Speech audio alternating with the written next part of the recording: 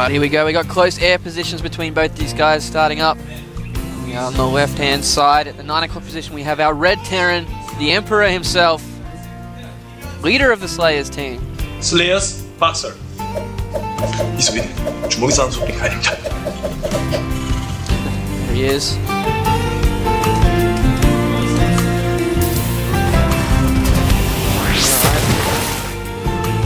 I need to find out what movie that quote is from. Yes. And down here at the 6 o'clock, his nemesis at the moment, our Blue Terran. ASD for you. I love that shirt. I'm gonna see where Gasato got that from all in one. So he's actually ASD. Oh Yes. Well, it is confusing because some teams, for example, FXO, we have Optic 0 and Oz, so it looks weird having the two O's next to each other. So we just skip it. It looks cool to have, but you need some sort of standard. Otherwise, you have a Street Fighter guy going FXO Z. But we do have Boxer moving, or ASD moving out here with a very early scout. He wants to know if there's close air positions, if it's close ground, or excuse me, if it's cross positions. Yep. You can't have for the close ground positions on the current version of Metalopolis. Just peeks up to the sensor tower, make sure there's no sort of proxy barracks going down from Boxer. Boxer known for some creative builds that he puts out, so it's really scary early game to play against him. Yep. Neither player getting refineries at all yet. ASD going for an actual SCV scout, something we don't see very often these days in the Korean TVT scene. Yeah. But it is Boxer, so it's kind of a necessary thing to do. It's almost like playing against random. You have no idea what could be coming out. Exactly. We have a very quick 1 Rax expand coming out from ASD. And we have the double refinery going down for Boxer once again. He seems to like this build. I need to check that out when I get home. Yes. I don't know if it, like the timing of it works out perfectly where it actually is exactly even but gets you the extra minerals. It's very close. It's very close. From what we saw in the first game, he was like about 5 to 10 seconds behind on that Banshee. Okay. But he did have that command center up a little bit quicker. So lots of theory crafters are going to go in and pick that build apart, I feel. I definitely want to look into that. I love theory crafting. But we do have a double refinery coming down for ASD Foyu as well. Yep. But just a little bit later. So Boxer's going to have a bit more gas. ASD is going to have a bit more minerals. We'll see how it transitions. ASD can actually get a faster float over to his natural and then get the faster gas there if he wants to. Well, at this level of the game, even that 40 or 50 gas that he has really can come into it with the timings. Yep. As they are getting figured out more and more, it's just going to become so much more pinpoint when they have to do things. Yep, if you go for a faster Banshee, 20 seconds means your opponent needs to build the counter to it 20 seconds earlier. Yep. And having that extra minerals from the defending player might actually balance out because you need to put up the defenses earlier. So exactly. It's very interesting. I love mirror matches because there are these very delicate timings to it. It just helps to figure out the game very quickly. That's so Boxer being forced back with his SCV here for a second. And we're going to have a reactor coming down for ASD. I know, we did see in the first game both of them went for that Cloak Banshee. Now that they know these positions as well, it's going to be a lot quicker with each thing coming through. Yep. We do see a starport from Boxer already. Are we going to see it from ASD? We are. So if we have a look, it is literally 20 seconds, or 20 in-game seconds difference between these guys at the moment. But ASD is going to have a few extra scans going down because he did get that second orbital command up a little bit earlier, and that can prove to be crucial in this game. We're going to see if he swaps the factory and the barracks to see if he's going for Hellions or if he's going to try to make a lot of and nice scan by Boxer, catches everything. Yeah, he even catches the timing of that command center floating over to the natural. Yep. And that there's no energy on the main command center of ASD for you. At the same time, a scan from ASD. We're having a look at his vision here. I think he missed everything. Ooh. He missed the factory, he missed the starport, knows nothing of what's going on. Boxer putting that supply depot at the back there. Nice positioning. Both players actually have got that. So yeah, ASD is going to be a little bit ahead in his expansion timing, but he doesn't know what he needs to know right now. He doesn't, but he is assuming that Banshees are coming out, and he's going to get this early Viking. Yep, perfectly timed. The engineering base also going up, so after that first Banshee, he is going to have the turrets up to be able to defend against the second and third. But really nice split of the units for ASD Foyu. He has the tank at the front to defend against any sort of Hellion run by. He has the Marines in the back to defend against any sort of drop or Banshees. Oh, and a very nice catch by this Viking. Forces that Banshee to go back, Cloak isn't even close to being finished yet. Yep, the Marine's completely out of position too. Looks like Boxer is going to go and repair that Banshee, but nice intuition there from ASD. Absolutely. Does ASD have Siege mode quite yet? He's only just started it Only now. just started. So there is a nice timing for Boxer. If he knew everything that we know, which he doesn't, unfortunately, he would be able to do a very strong attack right now before there is the Siege mode. Having that Banshee there, it does DPS a lot, and if you keep it with your Marines, the Marines can take out the Viking, which is the only true counter to the Banshee when the Banshee's microing. Alright, so this Banshee coming in already cloaked, as we do see ASD moving across into the middle of the map. He has left quite a few Marines and a Viking there. He's got the turret up already, so he's just ready for everything at the moment. Yeah, and Boxer is getting Blue Flame as well. He does have two Vikings, two Banshees hiding around here. Really Second nice, factory. really nice move by ASD for you. He moved out with his force, took control of the Zelnaga Tower, then moved his force back just to be safe. However, he does lose that one Marine that was guarding the Zelnaga Tower. Cloak going to be ending very soon for this Banshee, but not before it can peek in and see exactly what's going on. Now, I think we talked about this in the other game, but I really do like how a lot of players these days are threatening the scan, but actually saving it, forcing the Banshee to actually back off and not do as much damage. Yep. And saving that scan as well. I really like how that dynamic's coming into it. Because then it goes into the next stage, and is he not going to scam me? I'm just going to stay here and keep doing damage. So I like to see how the mind games work between the things like that. But that's just me personally. No, I completely agree with you, and I think most people would. But that's the thing that a lot of people forget, is a single scan, if that were a mule instead, the mule mining would get 270 minerals over its life. So anytime you force a scan, you're essentially costing your opponent 270 minerals over time.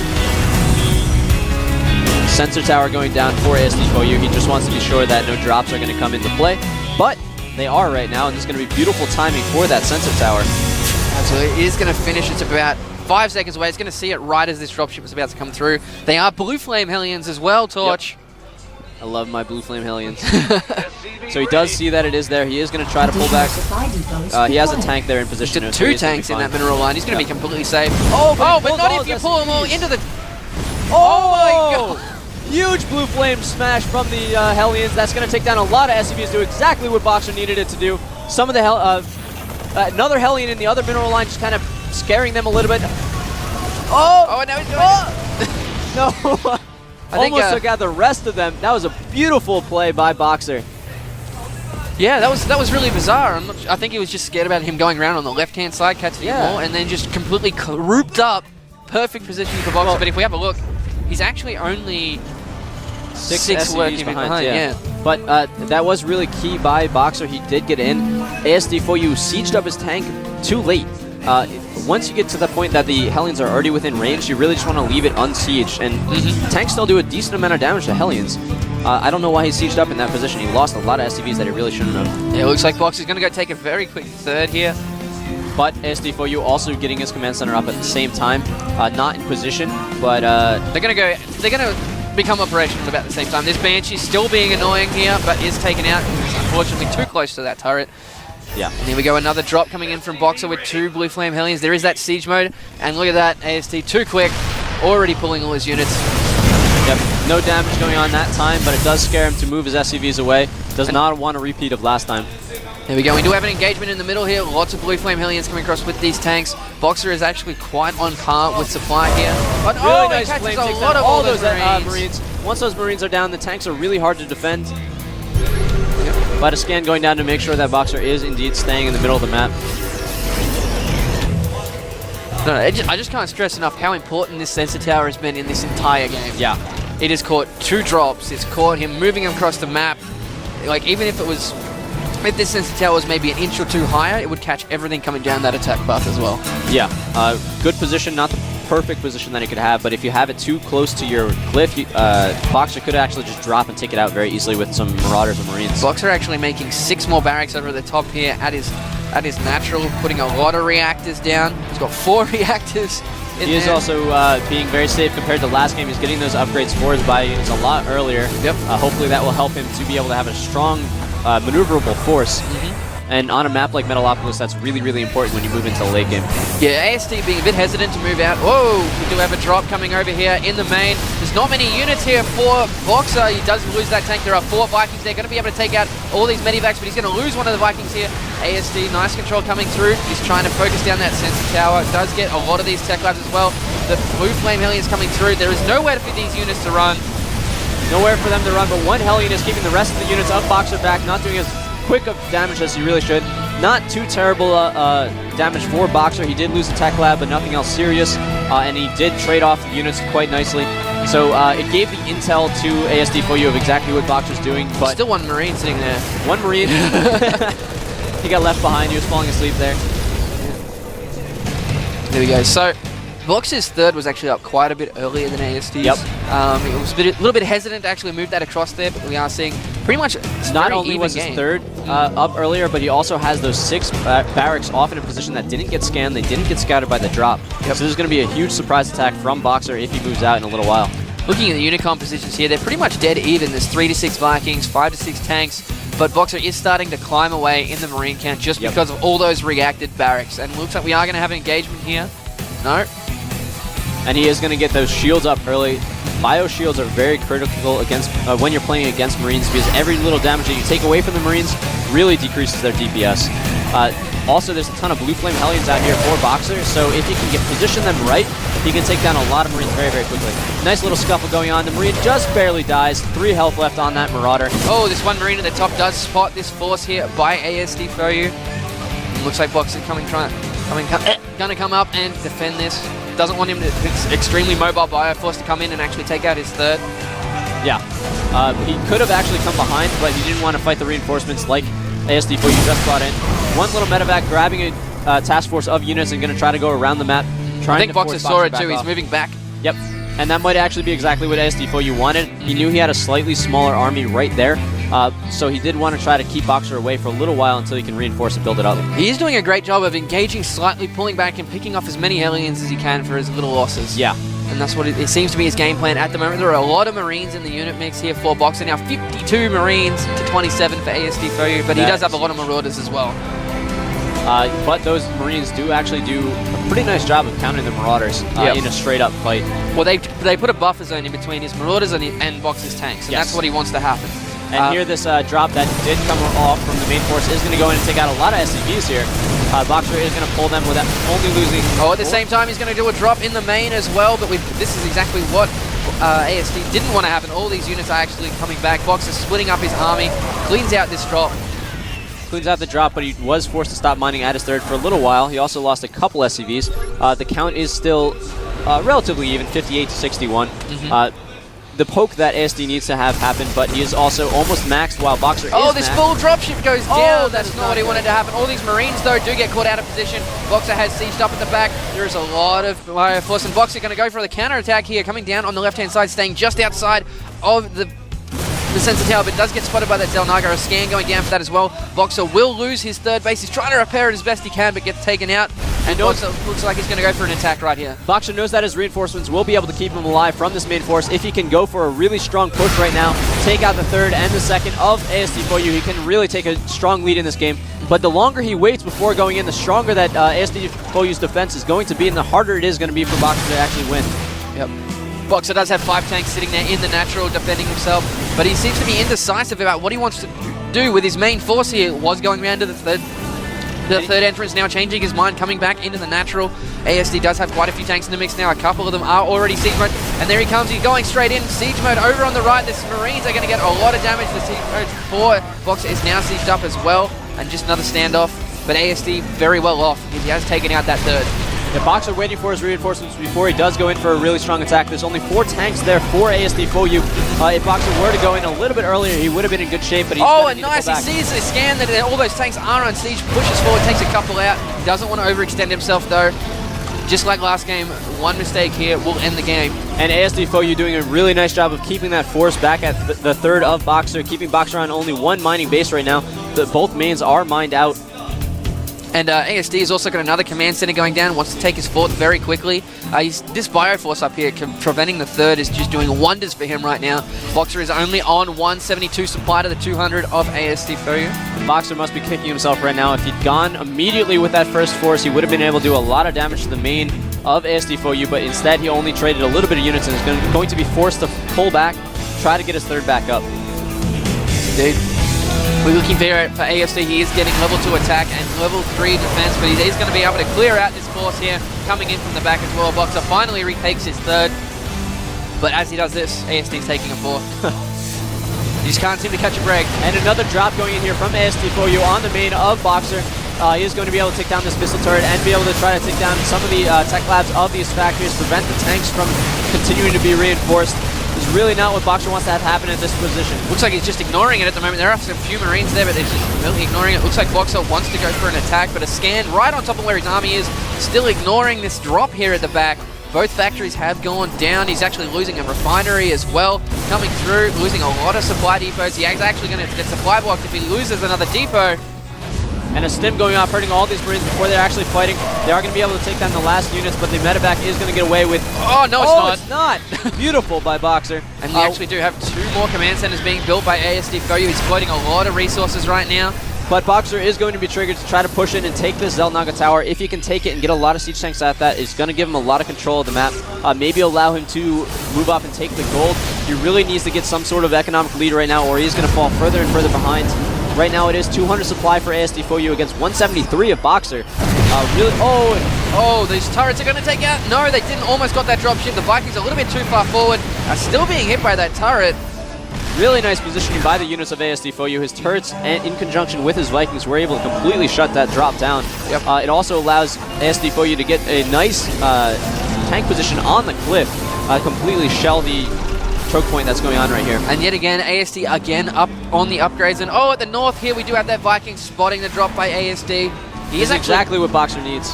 He needs, exactly. But we do have 2 more command centers just being morphed into orbital commands here for ASD4U. Probably going to take 2 more bases right now. A lot of SCVs dropping to this drop as well. And it looks like Boxer's trying to split up the attention of ASD right now.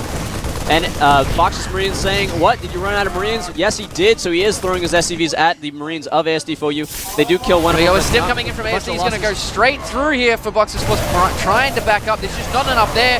Half of Boxer's army is being completely obliterated by the full army of ASD. Boxer not doing anything with the other half of his army. He could move in, he could back up, but instead he's just staying there, not doing anything. He does unsiege. Maybe he's going to move now.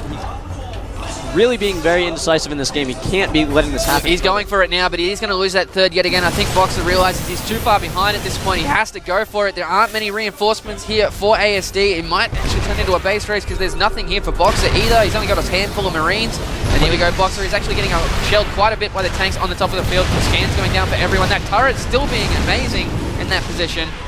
Yeah, that turret definitely being clutch in this battle. It prevents the drops a little bit, forcing them to be a lot further out than they want to be. But at the top, a lot of these Marines are actually on red health. All the SCVs being pulled here. The Marines are dropping very quickly, but all these tanks at the back are now being siege met, and they're goodbye for Boxer's army. He still is in the main here for ASD, but ASD is also killing all of his production facilities. ASD has a lot more command centers, and I think this might be over. This is definitely going into a base trade situation, but ASD's army is quite large. He's at 175 supply to Boxer's 98. Oh god. Oh god.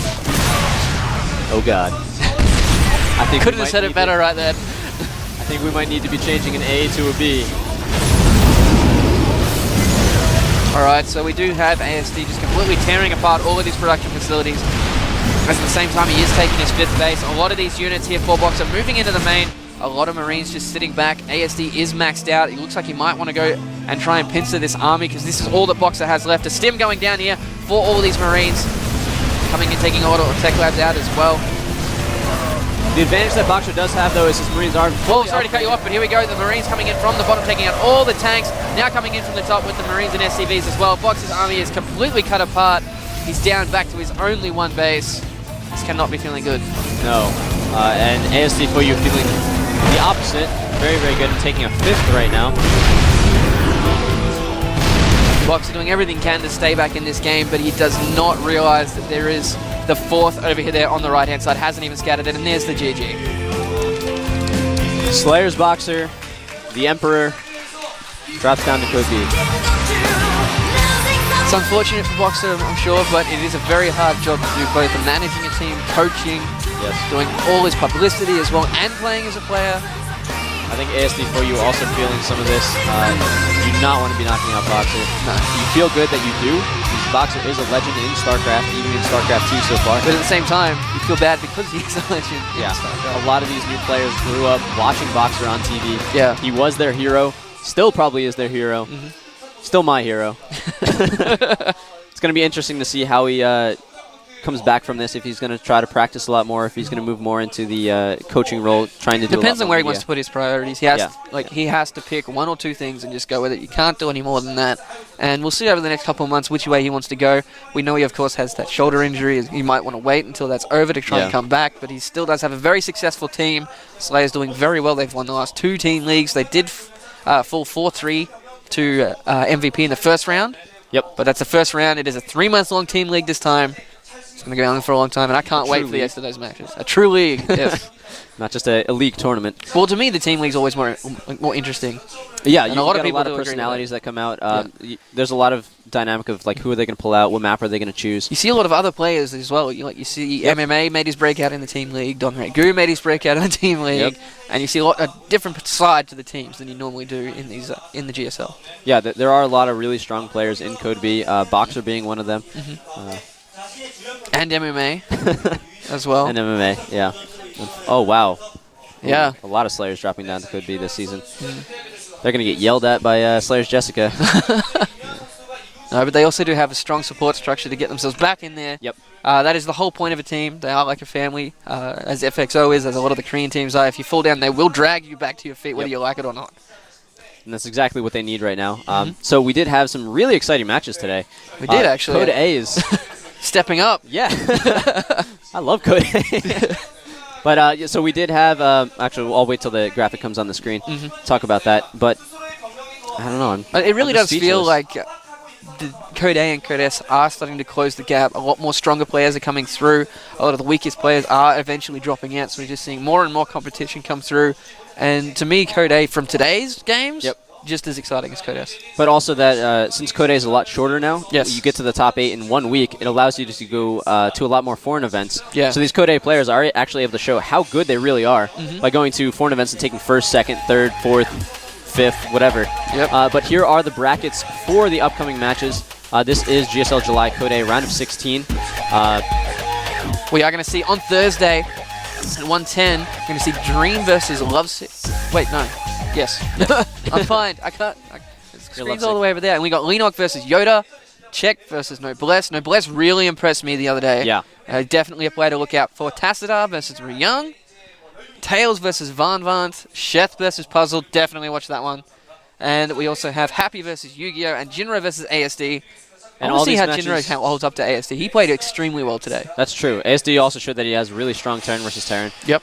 Boxer having a few mistakes, though. But tonight will be casted by myself and Wolf, because he didn't need to take a break. He casted all day yesterday, as I'm going to do today. Can't really kill him with casting. Yes, we can. Yes, we can. We're going to have OGS Top, Fruit Dealer, ST Virus, and MVP Genius. Actually, no, this isn't. Is this tonight? Yep, this is tonight. Yeah, okay. And we also have I Am Lucira, Marine King Prime, Xenix Coca, and Slayers Alicia coming up. And as you're saying, this is being casted by you and Wolf. Tastosis will be back starting tomorrow, casting the GSTL, and then they will do the remainder of Code S for this season. Yep. Sorry, they did go on a vacation, a very much deserved vacation. They're doing a great job at casting a lot of these games, making them extremely entertaining for you guys, and growing StarCraft 2 and esports as a whole. So give them your support. Let them know how you can do. Let us know how we can improve. You can get at us on Twitter. My Twitter is Torch Gaming. Yours is FXO Unstable. Yep.